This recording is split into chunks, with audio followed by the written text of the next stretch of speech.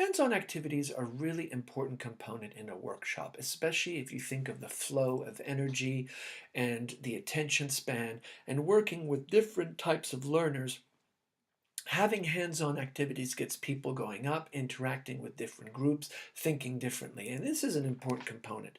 And of course, you're going to have a whole series of different hands-on activities that maybe you're drawing from your own experience or others. It's important to really think about the hands-on activity and unpack what the directions are that you want. And make sure that it's visible in a way that people can refer to it. Now, often a lot of hands-on activities might have quite a few steps to follow. So if you have it on a slide, you're going to want to support this also either with a piece of paper or in a shared space so people can refer to it as they're working on the hands-on activities.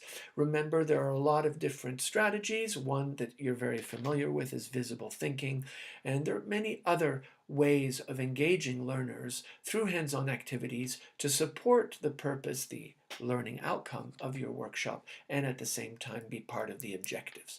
So that's something to consider, is what kind of hands-on activities you're going to do. It's important, maybe in the same vein as you're preparing the hands-on activities, to think of timing. How long is it going to take? And always bank a little extra than you anticipate by the time people get up, move around, understand what they have to do, and might have some clarifying questions. It might always take much longer. So always remember, when you're doing your hands-on activities, make sure you have the materials prepared way ahead of time that maybe are even on the table. You don't want to be running around trying to photocopy things last minute. Never underestimate the power of paper. Sometimes we tend to focus everything in a digital environment, and when you have people on their laptops or their devices, there's a greater chance that they might get distracted or have multiple tabs open and focus on other things. If you really want the full attention of your participants, sometimes getting them off the device and onto paper, or even doing role plays or hands-on activities with tactile aspects, can be a really good way to get them to move around, to think differently, and really engage in a way that they're away from their devices and really focused on the purpose of the activity or that supports your own learning outcome.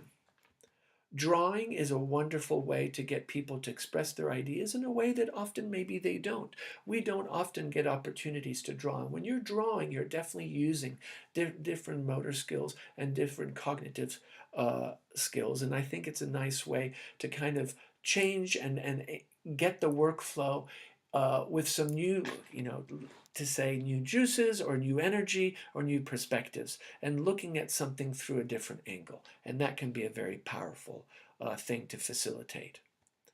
Case studies is another aspect that's interesting, because case studies give an opportunity for the learner to tie their experience in your workshop with the activities to maybe something that's more authentic and something that they can relate to. And what you want to do with case studies is try to take them from your own practice or within your own school, or hear things that you've heard on your professional learning network. And you want to make sure when you write out the case study that names and schools are kept out of there and it's more generic in its case. In this example, the case study that was used about the change process was getting teacher leaders to facilitate the adoption of digital portfolios as a form of professional appraisal tool. And by this case study, many of those aspects are things that people would connect with. So case studies are something to really consider. Again, as there's going to be a lot of text, you're going to want to print this out, the case study, or put it in an area where multiple people can access it and not expect people to read it off the screen that you are showing this case study. Engage people with activities. Remember, use different learning styles. Remember, you have different types of learners, adult learners, and spend some time looking at the Google Classroom resources on adult learning. Get them out of their seats. The more they're up and moving, the more their blood flows. And remember, some of your workshops are going to be quite long, and you need to make sure that you have good pacing and that there is a kind of a change of flow and physically people are getting up.